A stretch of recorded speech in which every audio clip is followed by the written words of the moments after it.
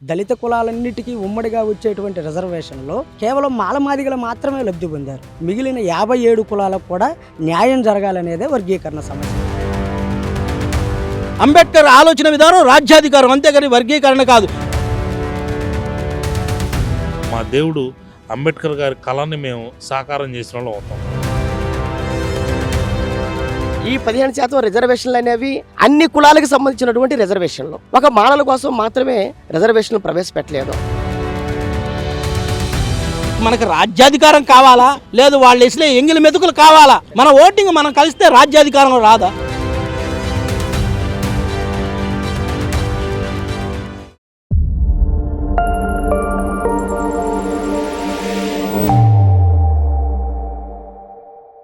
ఏదైతే ఆగస్టు 1వ తారీఖున వర్గీకరణకు సంబంధించి సుప్రీంకోర్టులో జడ్జిమెంట్ వచ్చిన తర్వాత దగ్గర నుంచి ఆంధ్ర రాష్ట్రంలో వర్గీకరణ అంశం బాగా హైలైట్గా ఉన్నటువంటి పాయింట్. ఈ మధ్యకాలంలో అసెంబ్లీలో కూడా బిల్లు ప్రవేశపెట్టామని చెప్పి ప్రభుత్వాలు చెప్పిన దగ్గర నుంచి మాలందరూ కూడా రోడ్లెక్కుతా ఉన్నటువంటి పరిస్థితి చూస్తున్నాం. ఇంకా మాకు కావాలని చెప్పి మాదిగలు అడుగుతున్నటువంటి పరిస్థితి చూస్తున్నాం.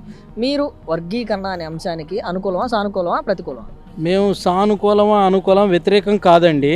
వాస్తవంగా ఏంటంటే ఎస్సీ 59 ఉపకులాల్లో ఈ రోజున గొడవ ఎక్కడ వచ్చిందంటే మాలా మాదిగల మధ్య వచ్చింది. మరి మాలా మాదిగల మధ్య ఈ రోజు గొడవ, ఇన్ని రోజులు లేని గొడవ ఇప్పుడు రావడానికి కారణం ఏంటంటే కేవలం రాజకీయ పార్టీల ఎత్తుగాళ్ళు. ఏ ప్రభుత్వం వచ్చినా కూడా మరి వారికి సరైనటువంటి అవగాహన అనేది లేకపోవటం, ఉద్యమాల్లో విలువలు లేకపోవటం ఈ దుస్థితి దాపురించింది. పార్లమెంట్లో చట్టం చేయాలి. ఈరోజు మాయావతి గారు కావచ్చు, కాన్షీరామ్ గారు కావచ్చు, వీళ్ళందరూ కూడా వ్యతిరేకిస్తున్నారు. మరి అక్కడ ఉన్నటువంటి చమర్లు అత్యధికమైనటువంటి ఉద్యోగాల్లో ఉన్నారు, ఉన్న స్థితిలో ఉన్నారు. మరి అదేవిధంగా ఏదైనా పార్లమెంట్లో చర్చ జరగాలి, పార్లమెంట్లో వర్గీకరణ జరగాలని చెప్పేసి కూడా ఈరోజు మాలలు ఉద్యమం చేస్తున్నారు. అంతేగాని మాదిగలకు మాత్రం శత్రువులు కాదు. ఎందుకంటే విషయం అర్థం చేసుకోవట్లేదు. మనం రాజ్యాధికారం సాధించాలి. కాన్షీరామ్ గారు ఏం చెప్పారు? ఆయన రాజ్యాధికారంగా పోరాటం చేశారు. రాజ్యాధికారం చెప్పినటువంటి మంచి మాట ఏంటంటే కాన్షీరామ్ గారిని ఫాలో అయినటువంటి అనేక మంది ఈ రోజున ఏం చేయలేని నిస్సహాయ పరిస్థితిలో ఉన్నారు. మరి ఇక అటువంటి సమయంలో మరి పెద్ద నాయకులు కూడా ఏం చేయలేని పరిస్థితి. ప్రజలందరూ కూడా ఆలోచించాలి, మాలామాదిగలు ఇద్దరు కూడా ఆలోచించుకోవాలి, రాజ్యాధికారం సాధించాలి. కాన్షీరామ్ గారు అభినవ్ అంబేద్కర్ అని ఇవాళకి బల్లగుద్ది చెప్తాం. మాయావతి గారు ఈ రోజున అధికారం వచ్చి దళితుల యొక్క అభివృద్ధి కోసం ఆమె ఎంతో పాటుపడి ఎంతో చేశారు. ఇవాళ ఎందుకు వ్యతిరేకిస్తున్నారంటే చీలిపోతే కనీసం మనం వరిగడ్డిని తెంపుతాం, అదే వరిగడ్డిని పేనితే ఏనుగునైనా బంధిస్తాం. కాబట్టి మాలామాదిగల ఐక్యత ఉండాలి, రాజ్యాధికారం సాధించాలి. మేము కోరుకునేది ఒక్కటే, రాజ్యాధికారమే మా లక్ష్యం. అంబేద్కర్ ఆలోచన విధానం రాజ్యాధికారం, అంతేగాని వర్గీకరణ కాదు. ఒక 20 కులాలు, ఒక 15 కులాలు ఎట్లా పెడుతున్నారు? ఎట్లా జరుగుద్ది? కింద స్థాయి వాళ్ళకి న్యాయం జరగాలి కదా. కలిసి ఉంటే ఎవరైతే చదువుకునే వాళ్ళకి ఉద్యోగాలు కూడా ఇవ్వట్లేదు. ఇవాళ వర్గీకరణ అన్నారు, డిఎస్పీ ఆపేస్తారు, ఇంకోటి కోర్టులు వేస్తున్నారు. ఈ ప్రభుత్వం ఇంకో ప్రభుత్వం, ఆ ప్రభుత్వం వచ్చినా కూడా అదే పరిస్థితి ఏర్పడింది. వర్గీకరణ అనే అంశం కానీ, రిజర్వేషన్లు అనే అంశం కానీ ప్రభుత్వ ఉద్యోగాల్లోనో లేదంటే ప్రభుత్వ ఈ రాజకీయాల్లోనో వీటికి సంబంధించి ప్రధానంగా డిమాండ్ ఈ రిజర్వేషన్ అనే అంశం. ప్రభుత్వ ఉద్యోగ కల్పనే లేదు గత 5 సంవత్సరాలు కానీ ఇప్పటి వరకు కానీ అసలు ఉద్యోగ కల్పనే లేదు. ఏదైతే రిజర్వ్డ్ నియోజకవర్గాల్లో గెలిచినటువంటి ఆ మాలల్లో ఒకరికి మాదిగలో ఒకరికి ఈక్వాలిటీగా ఇచ్చేటువంటి పరిస్థితులు చూస్తూ ఉన్నప్పుడు అసలు ఎందుకంటే వర్గీకరణ గురించి కానీ లేదంటే వద్దనో కావాలనో ఎంత పోరా, అసలు ఉద్యోగాలే లేనప్పుడు ఉద్యోగాలు మాకిన్ని కావాలని అడగటం ఏంటి? ఈ రోజున ఒక ఎత్తుగడ ఏంటంటే అసలు ఈ రిజర్వేషన్ తీసేయాలని ఒక ఎత్తుగడలో ఉన్నారు. భారత రాజ్యాంగం కూడా లేకుండా చేయాలని ఎత్తుగడతో ఉన్నారు. ఈ రోజున మోడీ గారు చెప్తా ఉన్నారు ఏమనంటే నేను భారత రాజ్యాంగం ద్వారా ప్రధాని అని చెప్తున్నాడు. మరి అదే ప్రధాని గారు మరి ఈ రోజున కొంతమంది పోస్టులు పెడుతున్నారు, బహిరంగంగా చెప్తున్నారు మనుధర్మ శాస్త్రాన్ని మళ్ళీ మేము అమలు చేస్తామని చెప్తున్నారు. దాన్ని మరి ఈ బీజేపీ ప్రభుత్వం ఖండించట్లేదు. రావణ్ గారి మీద దాడులు జరిగినాయి, మరి అదేవిధంగా ఇంకా అనేకుల మీద కూడా ఈ రోజు దాడులు జరుగుతున్నాయి. అంతేగాని అంబేద్కర్ గారి పేరు చెప్పి రిజర్వేషన్ చేసుకొని ఈ రోజున మీకు విషయాలు తెలుసు, మాలా ఎమ్మెల్యేలకి మంత్రులకు తెలుసు, మాదిగ మంత్రులకి ఎమ్మెల్యేలకు తెలుసు.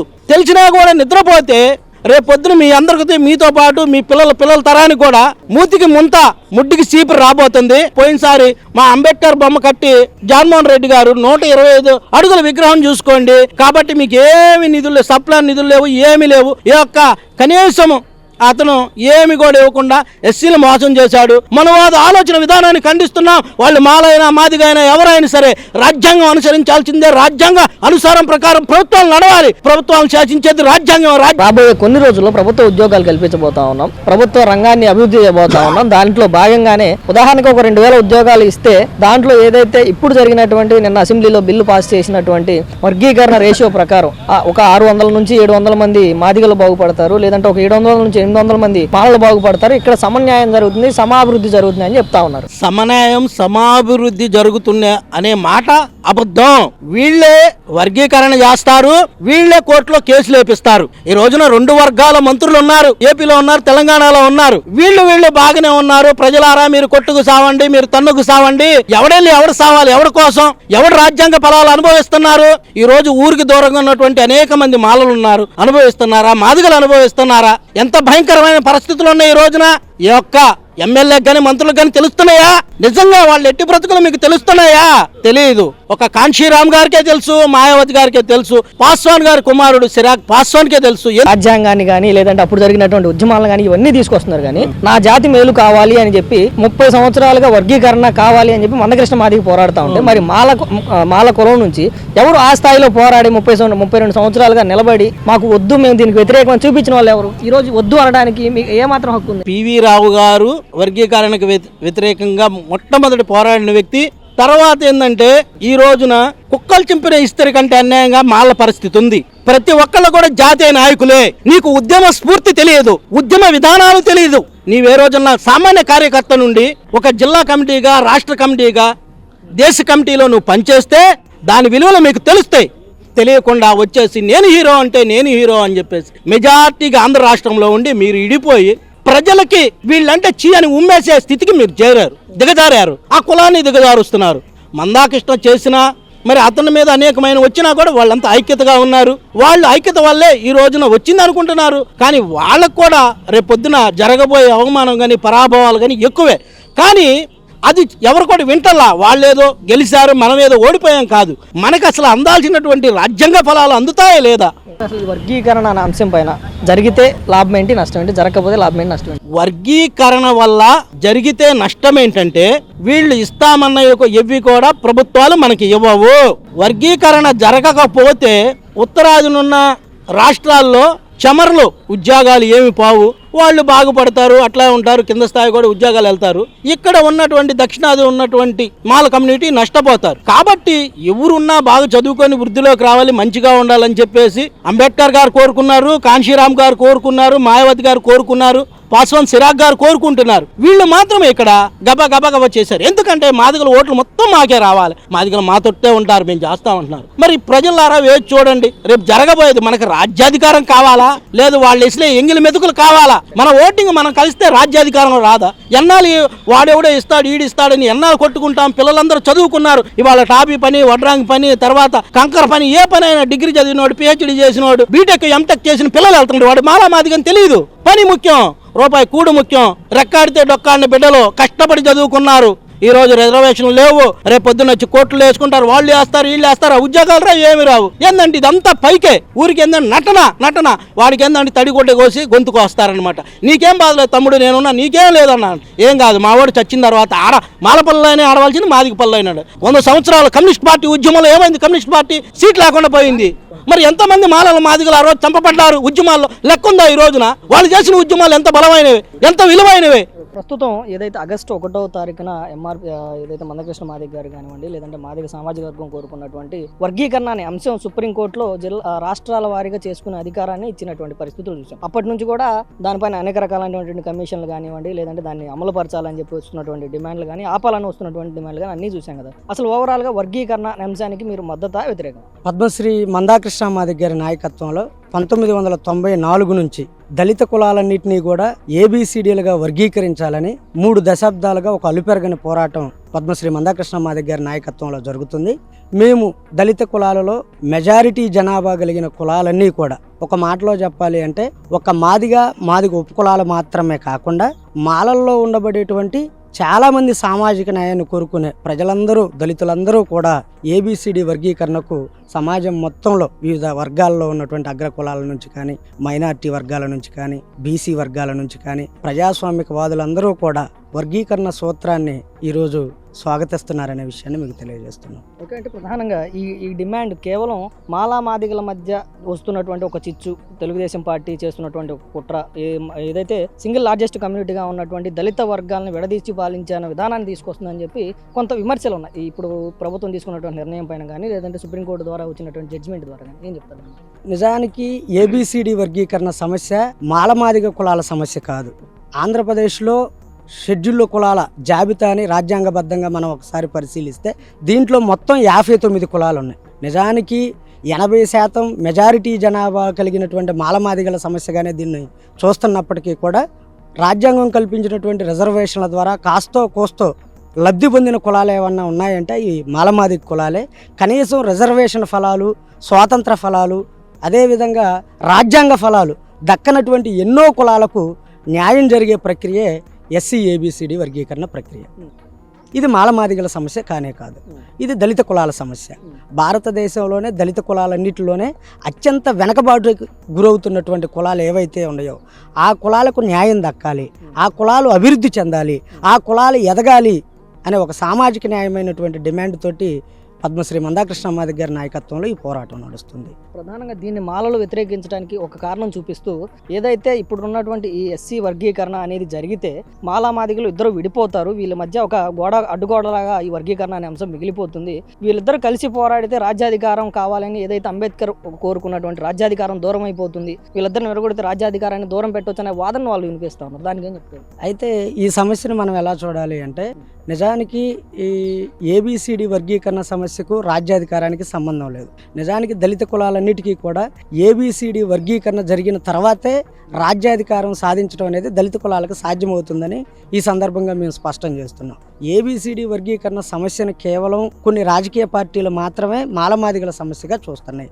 ఎందుకు చూస్తున్నాయి అంటే, కొన్ని దశాబ్దాల కాలం పాటు దేశానికి స్వతంత్రం వచ్చి 77 ఏళ్ళు అవుతుంటే ఈ 77 ఏళ్లలో కనీసం యూనివర్సిటీ మెట్లు ఎక్కనటువంటి, కనీసం పంచాయతీ ఆఫీసుల్లో సర్పంచ్గా కూడా పోటీ చేయలేనటువంటి చాలా దళిత కులాలు, అభివృద్ధికి నోచుకోలేనటువంటి కులాలు, చదువు లేక, ఉద్యోగాలు లేక, రాజకీయంగా గుర్తింపు లేక చాలా వెనకబాటు కలిగి ఉన్నాయి. దళిత కులాలన్నిటికీ ఉమ్మడిగా వచ్చేటువంటి రిజర్వేషన్లో కేవలం మాలమాదిగలు మాత్రమే లబ్ధి పొందారు.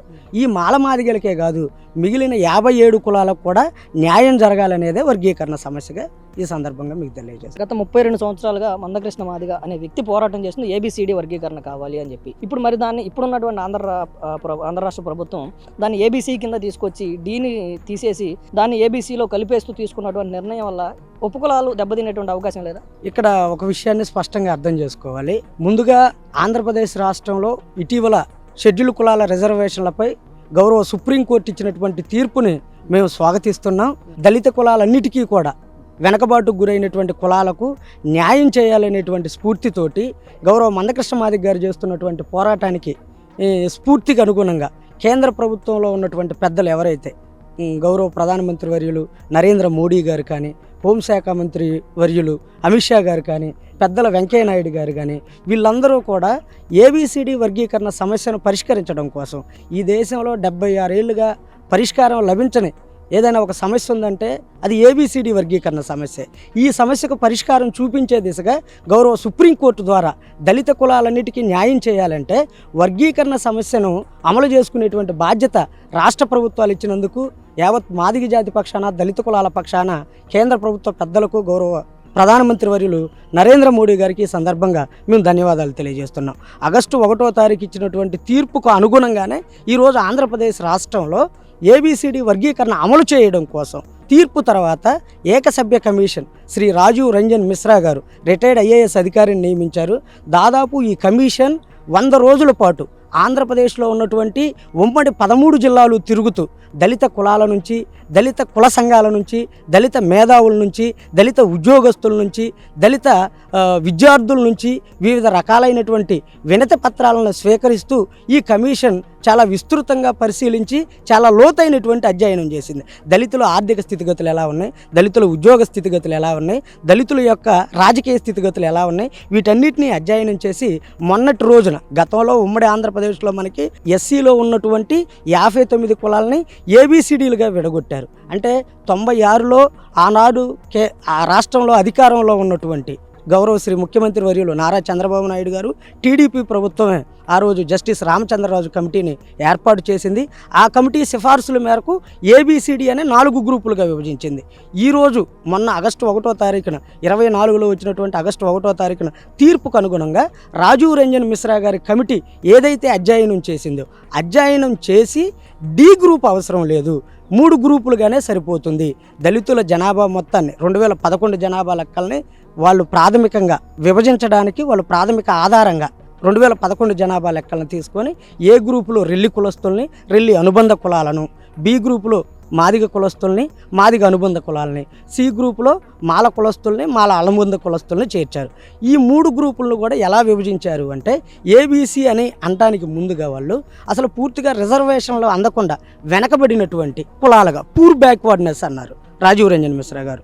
తర్వాత మధ్యలో బి గ్రూప్లో ఉన్నటువంటి వాళ్ళనేమో బ్యాక్వర్డ్నెస్ అనే పేరుతో పిలిచారు.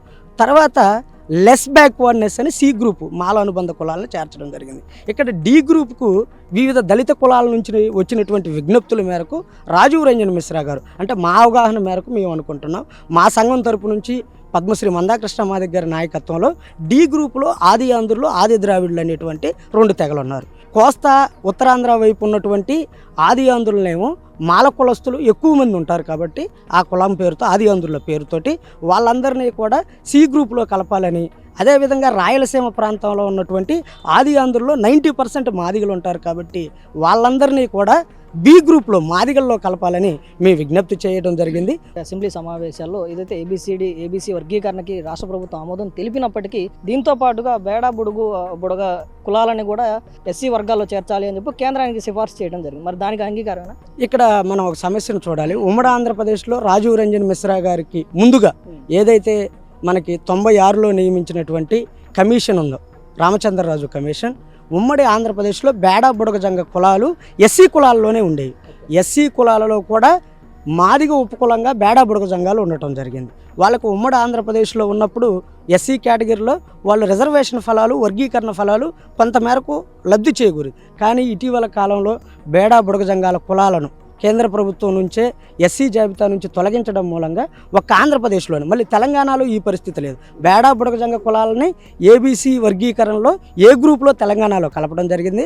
ఆంధ్రప్రదేశ్లో మాత్రం వాళ్ళని ఏ కేటగిరీలో కలపాలనే దాని మీద ప్రత్యేకంగా కేంద్ర ప్రభుత్వం నుంచి ఒక కమిటీని నియమించి ఆ కమిటీ అధ్యయనం చేసి రిపోర్ట్ పంపడం జరిగింది. అక్కడ నుంచి నివేదిక రావాల్సి ఉంది. ఈ లోపుగానే గౌరవ ముఖ్యమంత్రి వర్యులు శ్రీ నారా చంద్రబాబు నాయుడు గారు బేడా బుడగజంగాల కులాల గురించి ఆలోచిస్తూ నిజంగా ఈ సమాజంలో కులం సర్టిఫికెట్ లేనటువంటి కులం ఏదన్నా ఉందంటే అది బేడా బుడగ జంగాల కులాలు.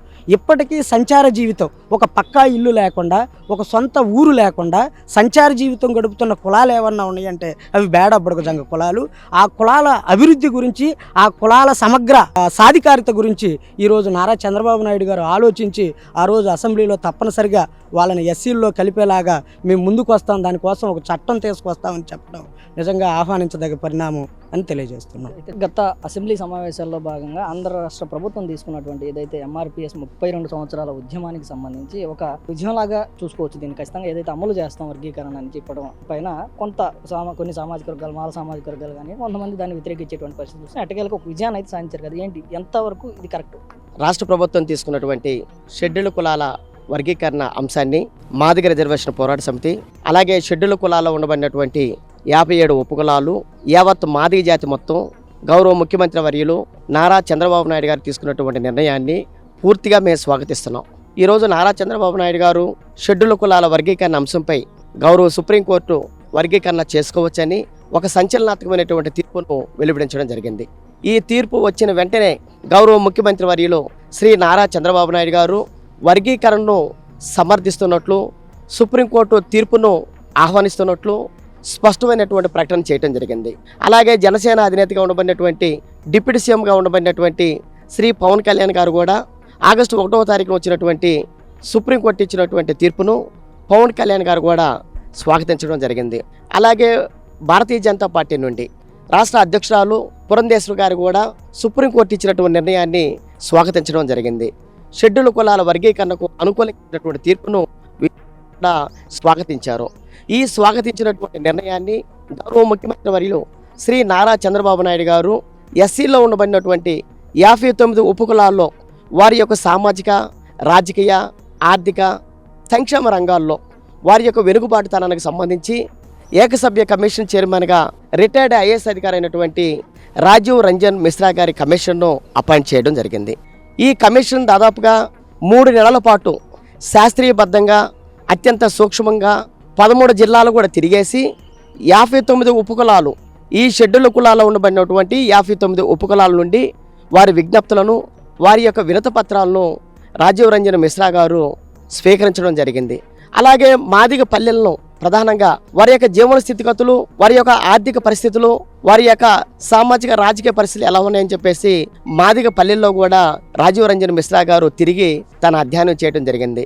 అలాగే మాల పల్లెల్లో కూడా తిరగడం జరిగింది. మాలలో ఉండబడినటువంటి వెనుకబాటుతనానికి సంబంధించి వారి యొక్క రాజకీయ, ఆర్థిక, సంక్షేమ రంగాల్లో ఉండబడినటువంటి వారి స్థితిగతుల నుంచి కూడా మిశ్రా గారు లోతైనటువంటి అధ్యయనం కూడా చేయడం జరిగింది. మిశ్రా గారి కమిషన్ రాష్ట్ర ప్రభుత్వానికి వెంటనే నివేదికను అందించిన వెంటనే రాష్ట్ర ప్రభుత్వం మిశ్రా గారి యొక్క కమిషన్ మొత్తం కూడా అధ్యయనం చేసి కమిషన్ ఇచ్చినటువంటి రిపోర్ట్లో ఏమైనా మార్పులు చేర్పులు ఉంటే మరలా అధ్యయనం చేయడానికి ప్రత్యేకించి 5 మంత్రులతో కూడుకున్నటువంటి ఈ ఎన్డీఏ ప్రభుత్వంలో ఉండబడినటువంటి భాగస్వామ్యంలో ఉండబడినటువంటి 5 మంత్రులను కలిపి ఒక సబ్ కమిటీని కూడా ఏర్పాటు చేయడం జరిగింది. ఈ సబ్ కమిటీ ప్రధానంగా మిశ్రా గారు ఇచ్చినటువంటి కమిషన్ యొక్క రిపోర్టును వాళ్ళు కూడా చాలా క్షుణ్ణంగా అధ్యయనం చేసి సబ్ కమిటీ రిపోర్ట్ను ముఖ్యమంత్రి వర్యులు నారా చంద్రబాబు నాయుడు గారికి అందించడం జరిగింది. అంటే ఇక ప్రభుత్వాలు కమిటీలు వేస్తున్నాయా, సుప్రీంకోర్టులు తీర్పులు ఇస్తున్నాయా పక్కన పెడితే మాదిగలు ఎందుకు ఇంత బలంగా వర్గీకరణ కావాలని పోరాడుతున్నారు, మాలలు ఎందుకు దీన్ని ఆపాలని పోరాడుతున్నారు? ఈ 75 ఏళ్ల స్వతంత్ర భారతదేశంలో డాక్టర్ బాబాసాహెబ్ అంబేద్కర్ గారు రాజ్యాంగంలో 59 ఉపకులాలకు కలిపి 15% రిజర్వేషన్లు ప్రవేశపెట్టడం జరిగింది. ఈ 15% రిజర్వేషన్లు అనేవి అన్ని కులాలకు సంబంధించినటువంటి రిజర్వేషన్లు. ఒక మాలల కోసం మాత్రమే రాజ్యాంగంలో డాక్టర్ బాబాసాహెబ్ అంబేద్కర్ గారు రిజర్వేషన్లు ప్రవేశపెట్టలేదు. ఆయన ఉద్దేశం ఏంటంటే ఈ షెడ్యూల్ కులాలు ఉండబడినటువంటి 59 ఉపకులాలు అభివృద్ధి చెందాలనే ఉద్దేశంతో ఆయన 15% రిజర్వేషన్ ప్రవేశపెడితే ఈ 15% రిజర్వేషన్లో ఏకపక్షంగా మాల సామాజిక వర్గం 12 నుండి 13% ఒకే సామాజిక వర్గం దోపిడీ చేయడం వల్ల 30 ఏళ్ల క్రితం 1994లో ప్రకాశం జిల్లా గడ్డ మీద మందాకృష్ణ మాదిగ గారు 59 ఉపకులాలకు డాక్టర్ బాబాసాహెబ్ అంబేద్కర్ గారు ఆయన పోరాట ఫలితంగా, ఆయన త్యాగాల ఫలితంగా వచ్చినటువంటి ఈ రిజర్వేషన్ ఫలాలు, ఈ 15% ఉమ్మడి రిజర్వేషన్ ఫలాలు అనేవి ఈ షెడ్యూల్ కులాల్లో ఉండబడినటువంటి 59 ఉపకులాల్లో ఉండబడినటువంటి అత్యంత కింది స్థాయి పేదవాళ్ళకు కూడా న్యాయం జరగాలన్న ఉద్దేశంతో మాత్రమే మందకృష్ణ మాదిగ గారు ఎంఆర్పిఎస్ ఉద్యమాన్ని ప్రారంభించడం జరిగింది. రిజర్వేషన్లు అనేవి షెడ్యూల్ కులాల చిరకాల ఆకాంక్ష. ముఖ్యమంత్రి వర్యులు నారా చంద్రబాబు నాయుడు గారి ద్వారా ఇది సాధ్యపడుతుందని చెప్పేసి మేము పూర్తి విశ్వాసంతో, నమ్మకంతో మేము ఉన్నాం. ఎందువల్లంటే గతంలో వర్గీకరణ చేసింది 1999 నుంచి 2004 వరకు ఈ రాష్ట్రంలో 5 ఏళ్ల పాటు వర్గీకరణ జరిగింది. ఈ 5 ఏళ్ల పాటు వర్గీకరణ జరిగినటువంటి కాలంలో మాదిగా ఉపకులాల బిడ్డలకు దాదాపుగా 22,000 ఉద్యోగాలు రావడం జరిగింది. అలాగే వర్గీకరణ జరిగినటువంటి కాలంలో ఆనాడు ఉన్నత విద్యా అవకాశాలు చదువుకునే అవకాశాలు కూడా ఈ వర్గీకరణ వల్ల ద్వారా మాత్రమే మాదిగ ఉపకులాలకు లబ్ధి చేకూరటం జరిగింది. అది ఎంబీబీఎస్ కావచ్చు, పిహెచ్డి సీట్లు కావచ్చు, లేదంటే పోస్ట్ గ్రాడ్యుయేషన్ కావచ్చు, బీటెక్లు కావచ్చు, ఎంటెక్లు కావచ్చు, ఉన్నత విద్యా అవకాశాలను కూడా వర్గీకరణ జరిగినటువంటి కాలంలో రావడం జరిగింది. మరి 2004లో వర్గీకరణ కొట్టివేసిన తర్వాత కొన్ని తాత్కాలికమైనటువంటి సాంకేతిక లోపాలతోటి వర్గీకరణ కొట్టేసిన తర్వాత మరలా మా నాయకుడు గౌరవ శ్రీ మందకృష్ణ మాదిగ గారు సుప్రీంకోర్టులో రిట్ పిటిషన్ వేయటం, ఆ రిట్ పిటిషన్ విచారణకు రావటం, ఆ విచారణకు వచ్చిన నేపథ్యంలోనే ఈ రోజు గౌరవ సుప్రీంకోర్టు వర్గీకరణకి అనుకూలంగా తీర్పును వెలువరించడం జరిగింది. కాబట్టి వర్గీకరణ ఉంటేనే మాదిగ ఉపకులాల జీవితాల్లో వెలుగులు నింపబడతాయి. వర్గీకరణ కానీ లేకపోతే పూర్తిగా మా జీవితాలు చీకటిమయం అవుతాయని చెప్పేసి ఈ సందర్భంగా మేము తెలియజేస్తున్నాం. మరి అందుకనే గతంలో నారా చంద్రబాబు నాయుడు గారు వర్గీకరణ చేయడం ద్వారా మా జీవితాల్లో వెలుగులు నింపబడ్డాయి. మరలా వర్గీకరణ కొట్టేసిన చేసిన తర్వాత 20 ఏళ్ల పాటు 2024 నుంచి ఇప్పటి వరకు చూసుకుంటే దాదాపుగా 20 ఏళ్ల పాటు వర్గీకరణకు దూరంగా ఉండటం వల్ల మాదిగ ఉపకులాల బిడ్డలు ఉన్నత విద్యా అవకాశాలతో పాటుగా ఉద్యోగ అవకాశాలతో పాటుగా వాళ్ళు అన్ని రంగాల్లోనూ వెనుకబడిపోయి ఈ రోజు గొప్పగా చదువుకున్నటువంటి మాదిగ ఉపకులాల బిడ్డలు గ్రామాల్లో రోజువారీ కూలీలుగా ఆటో డ్రైవర్లు గాను కార్ డ్రైవర్లు గాను తాపీ మేస్త్రులు గాను పెయింట్ పనికి వెళ్ళేటటువంటి పనులు ఈ రోజు గ్రామాల్లో ఉన్నత విద్య చదువుకున్నటువంటి విద్యార్థులు చేసే పరిస్థితి. కానీ మా జీవితాల్లో ఇప్పుడు వెలుగు రాబోతుంది. ఆంధ్ర రాష్ట్రంలో వర్గీకరణ అనే అంశం బాగా హీట్ మీద ఉన్నటువంటి పాయింట్. అసలు ఏంటి, మీరు వర్గీకరణ అనే పదానికి లేదంటే ఆ క్రమానికి అనుకూలమా వ్యతిరేకమా? నేనైతే వర్గీకరణకు వ్యతిరేకం. ఎందుకు అని అంటే వర్గీకరణ వల్ల అసలు ఎవరికి లాభం, మాదికలకు లాభం అని అంటే ఏ విధంగా లాభాన్ని చేకూరుస్తారు అనేది ప్రభుత్వాలు చెప్పాలి. ఒకళ్ళు కావాలనుకునే వాళ్ళందరికీ ప్రభుత్వం ఇచ్చేస్తుందా? వద్దనుకునే వాళ్ళందరికీ ప్రభుత్వం లాగేస్తుందా? అది కాదు కదా. మాదిగలకు చేసే మేలేంటి, మాలవాళ్ళు ఎందుకు కావాలంటున్నారు అనేది ప్రభుత్వం తెలుసుకోవాలి. మాలలు మాదిగల కంటే బెటర్గా ఉన్నారని ప్రభుత్వాలే ఎలా డిసైడ్ చేస్తాయి? ఈరోజు మాలల్లో చేతి వృత్తుల వాళ్ళు అధిక సంఖ్యలో మాలల్లోనే ఉన్నారు. టీచర్లు ఉన్నారు అని అంటే ఆ రోజు చదువుకున్నారు కాబట్టి ఏదో కొంతమంది టీచర్స్ ఉన్నారే తప్పించి అంత మాత్రాన మాలలేం పెద్ద పెద్ద వ్యాపారస్తులు లేరు, పెద్ద పెద్ద ఈ పొజిషన్లో కూడా ఎవరూ లేరు. వర్గీకరణ వల్ల అసలు నష్టం ఎవరికి జరుగుతుంది? ఉద్యోగస్తులకు తప్పించి మాలలకైనా ఒకటే నష్టం, మాదిగలకైనా ఒకటే నష్టం కదా. గత 32 సంవత్సరాలుగా మందకృష్ణ మాదిగ అనే వ్యక్తి మాది మాకు కావాలి అని అడుగుతున్నప్పుడు దాన్ని మాలలు ఎందుకు అడ్డుకుంటున్నారు, ఎందుకు వ్యతిరేకం? వర్గీకరణ చేయటం వల్ల మాది మాకు వస్తుంది, మీది మీకు వచ్చింది అనుకున్నప్పుడు దాన్ని కావాలని అడ్డుకుంటున్నారు, మమ్మల్ని దోచుకు తింటున్నారు అన్న పదం వస్తున్నప్పుడు ఎందుకు ఇంకా నిలబడి ఉంటున్నారు? మాలలు ఏ రోజు దేన్ని అడ్డుకోలేదు. ఎవరు ఇస్తానంటే మాలలు అడ్డుకుంటున్నారు? ప్రభుత్వాలు ఇస్తాము అని అంటే మాదిగలు అడ్డుకున్నారా? లేదు. మాకు కావాలి అని నిరంతర ప్రక్రియలో ఆయన ఉన్నాడు. మందకృష్ణ మాదిగ అనే వ్యక్తి మాకు కావాలి అని నిరంతర ప్రక్రియలో ఆయన అడుగుతా ఉన్నాడు. అంతే, అలాగే ఉన్నాడు. మాదిగలకి ఇవ్వటానికి వీల్లేదని మాలలు ఎక్కడ చేయలేదే. ఇది మనది అనే కాన్సెప్ట్లోనే ఉన్నారు కానీ మాలలకి ఇస్తున్నారు ఏంటి అని మాలలు ఏ రోజు క్వశ్చన్ చేయలే. వర్గీకరణ వద్దు అని అంటే వర్గీకరించి మమ్మల్ని విడదీయొద్దని ప్రభుత్వాలను అడుగుతున్నారు కానీ మాది వాళ్ళకి ఇవ్వద్దు, వాళ్ళకి ఇవ్వద్దు అనే మాలలు ఎప్పుడు కూడా ఎక్కడ కూడా పోరాటాలు చేయలేదు. వర్గీకరించొద్దు, మమ్మల్ని కలిసి ఉండనివ్వండి, ఆ రిజర్వేషన్ శాతాన్ని పెంచి మాదిగలకి ఒక కొద్దిగా శాతం, 1-2% పెంచి మాదిగలకి ఇస్తే రిజర్వేషన్ శాతం పెంచబడిద్దని మాదిగల్ని వర్గీకరించే ప్రయత్నం ఇది. నాట్ ఓన్లీ చంద్రబాబు గారు, నాట్ ఓన్లీ జగన్మోహన్ రెడ్డి, ప్రతి ఒక్కళ్ళు పెత్తందారి కులాలు చేసే ప్రయత్నమే ఇది. ప్రస్తుతం ఏదైతే ఇప్పుడు ఈ కొత్త గవర్నమెంట్ వచ్చిన తర్వాత మరికొద్ది రోజుల్లో నోటిఫికేషన్లు పోతా ఉన్నాయి. అందులో ఏదైతే ఒక 20,000 ఉద్యోగాలను కనుక ప్రభుత్వం భర్తీ చేయదలిస్తే అందులో దాదాపుగా ఒక 1,500 ఉద్యోగాలు, 2,000 ఉద్యోగాల వరకు ఎస్సీ కమ్యూనిటీస్కి వస్తే అందులో 600 నుంచి 700 ఉద్యోగాలు మాదిగలకు వస్తే 800 నుంచి 900 ఉద్యోగాలు మాలకు వచ్చేటువంటి పరిస్థితి. ఆ విధంగా 600 కుటుంబాలు మాదిగల్లో బాగుపడితే 800 కుటుంబాలు మాలలో బాగుపడతాయి అనే పాయింట్ని చూపిస్తూ ఉంది తెలుగుదేశం పార్టీ కానీ లేదంటే ప్రభుత్వం. మరి అది నిజమేనా? అంటే అటు ఇటు ఇద్దరు బాగుపడతారు కదా అనే పాయింట్ చూపిస్తుంది. బాగుపడే అంశాన్ని తీసుకుంటే రిజర్వేషన్ పెంచి ఇద్దరిని బాగు చేయండి. మీకు రిజర్వేషన్ పెంచే ఉద్దేశం లేక వర్గీకరించే ఉద్దేశాన్ని బయట పెడుతున్నారు తప్పించి రిజర్వేషన్ శాతం పెంచితే అన్నిట్లో ప్రమోషన్లో రిజర్వేషన్ వస్తుంది, రాజకీయాల్లో రిజర్వేషన్ అమలు అవుతుంది, అప్పుడు మా సీట్లు మా కోటా పెరుగుతుంది. వీటిలన్నిటికీ ఒక ఫుల్ స్టాప్ పెట్టడం కోసమే ఈ వర్గీకరణ అనేది మాలలుగా మేము తెలుసుకున్నాం కాబట్టే బాబు మనం విడిపోతే మన పరిస్థితి ఎట్లా ఉంటుంది, మన అస్తిత్వాన్ని మనమే దెబ్బ తీసుకున్నట్టు ఉంటుంది అని మేము వద్దు అని అడుగుతున్నాం తప్పించి అడ్డుకోవటం, దాడి చేయటం ఎక్కడా లేదు. ఇంకా మాలల మీద అంటే మేము అని అంటే మాలలు అడగట్లేదు, ఆ ప్రయత్నం చేయట్లేదు. మాలల మీద దోపిడీదారులు, పెత్తందారులు, అంబేద్కర్ని దోచుకున్న వాళ్ళు అని చెప్పి వాళ్ళు మాట్లాడుతున్నారు, పాటలు పాడుతున్నారు, అన్నీ చేస్తూ ఉన్నారు. ఇదేంటంటే వాళ్ళు ఒక ఉచ్చులో బిగుసుకున్నారు అనేది మా ఉద్దేశం.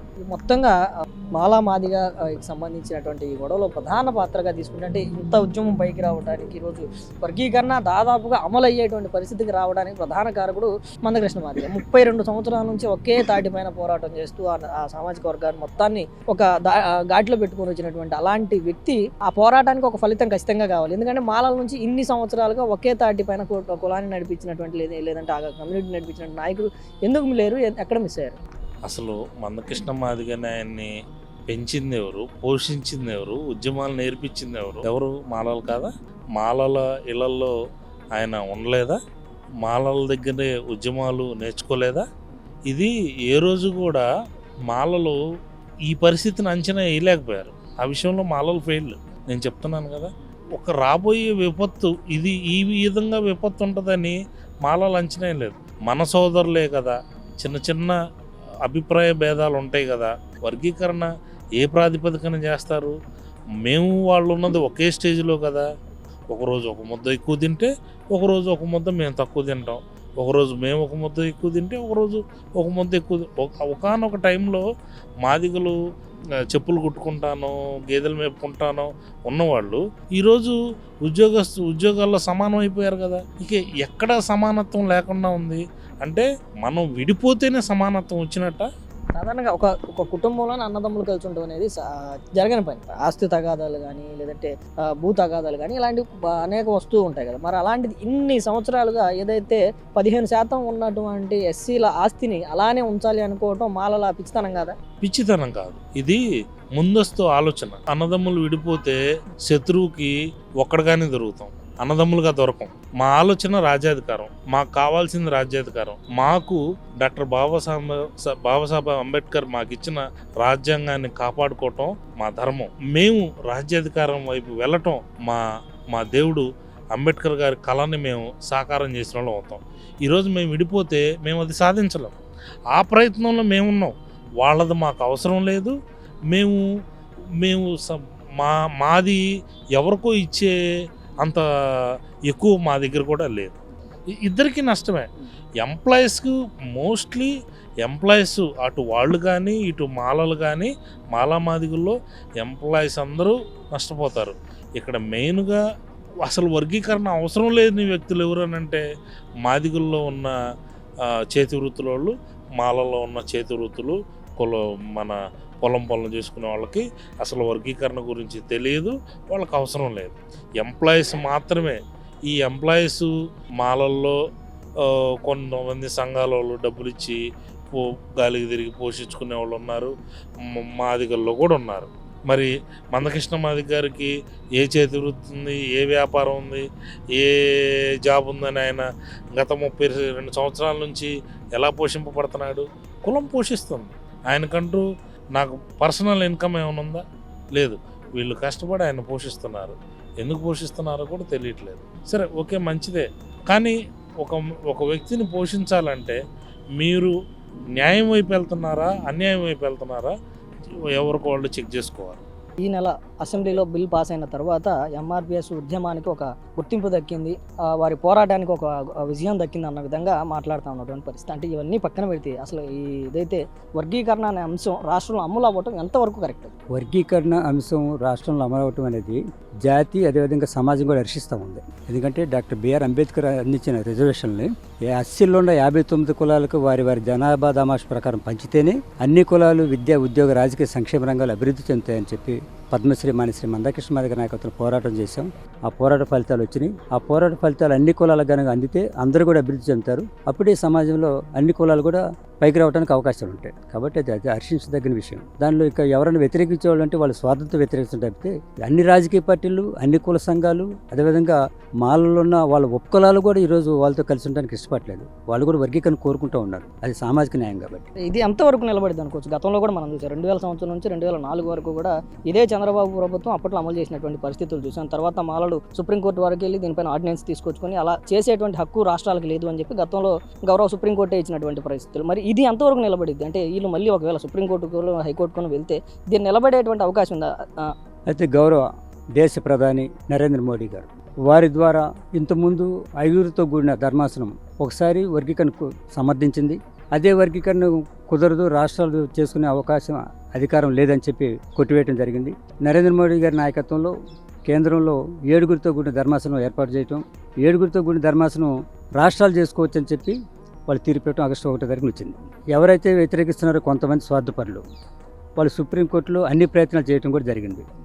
ఎక్కడ కూడా అలాంటి అవకాశాలు లేకుండా సుప్రీంకోర్టులో అవన్నీ తిరస్కరించడం జరిగింది. న్యాయమైనదని సుప్రీంకోర్టులో ఒకసారి 7గురితో కూడిన ధర్మాసనం తీర్పిచ్చిన తర్వాత కేంద్ర రాష్ట్ర ప్రభుత్వాలు కూడా దాని సక్రమం తగిన రీతిలో వర్గీకరణ జరిపించడం కోసం అన్ని ఏదైతే దానికి కావాల్సిన ఆ వర్గీకరణ చేయడం కోసం కావాల్సిన అన్ని సదుపాయాలు కరెక్ట్గా చేసుకొని గతంలో జరిగిన తప్పిదాలు జరగకుండా ఖచ్చితంగా దాన్ని రికార్డు ప్రకారం చేసి వర్గీకరణను జరిపిస్తారని చెప్పి మేము కేంద్ర ప్రభుత్వాన్ని అదేవిధంగా రాష్ట్ర ప్రభుత్వాన్ని మేము కోరుతూ ఉన్నాం. ఆ విధంగా జరిగిద్దని చెప్పి మేము మనసాభాష కోరుకుంటూ ఉన్నాం. బలంగా ఎందుకు మాదిగ కానీ మాదిగ ఉపకులాలు కానీ అసలు వర్గీకరణ జరగాల్సిందే, వర్గీకరణ పైన ఎన్ని సంవత్సరాలైనా పోరాడతాం అంటూ గత 32 సంవత్సరాలుగా పోరాడుతూ ఉన్నారు. ప్రధాన కారణం ఏంటి? వర్గీకరణ వల్ల మాదిగలకు కానీ లేదంటే మాదిగ ఉపకులాలకు కానీ వచ్చేటువంటి లాభం ఏంటి? ఎందుకు ఇంత పోరాటం? వర్గీకరణ అనేది డాక్టర్ బిఆర్ అంబేద్కర్ రాజ్యాంగం రాసేటప్పుడు రిజర్వేషన్ ఫలితాలు వెనుకబాటు కులాలు 59గా చేర్చి వాటి ఎస్సీ జాబితాలు చేర్చి ఎస్సీలు 59 కులాలను చేర్చారు 15% రిజర్వేషన్లు. ఆ 15% రిజర్వేషన్లు అందరికీ అందట్లేదు, కొందరికి అందుతాయని చెప్పి వాటిని పంచమని వారి జనాభా దామాషం పంచమని కృష్ణమాది గారు పోరాటం చేస్తున్నారు. తండ్రి సంపాదించిన ఆస్తి 4 కొడుకులు ఏ విధంగా అది పంచుకుంటారు కుటుంబంలో, అట్లాగే మా తండ్రి మా తాత డాక్టర్ బిఆర్ అంబేద్కర్ సాధించిన రిజర్వేషన్ని వారి జనాభా దామాషా ప్రకారం పంచమని చెప్పి మేము అడుగుతున్నాం. అది న్యాయమైందే కదా. వర్గీకరణ కోరుకుంటున్నాం, మేము 30 సంవత్సరాల నుంచి పోరాటం చేస్తామంటే సమాజంలో అన్ని వర్గాలు, అన్ని కులాలు, అన్ని రాజకీయ పార్టీలు కూడా మద్దతు తెలుపుతారని మీరు చూస్తూ ఉన్నారు. ఇప్పటి వరకు కూడా ఈ రాష్ట్ర ముఖ్యమంత్రి వర్యులు నారా చంద్రబాబు నాయుడు గారు వారు ఒకప్పుడు 2000 నుంచి 2004 వారి పరిపాలన చేసినప్పుడే వర్గీకరణ అమలైంది. మళ్ళీ ఇప్పుడు 2025లో కూడా వారి పరిపాలననే వర్గీకరణ జరిగింది. దానికి ఆంధ్రప్రదేశ్లో ఉన్న ఎస్సీ ఉపకులాలు అదే సమాజంలో ఉన్న అంత మేధావర్గం కూడా హర్షిస్తూ ఉంది.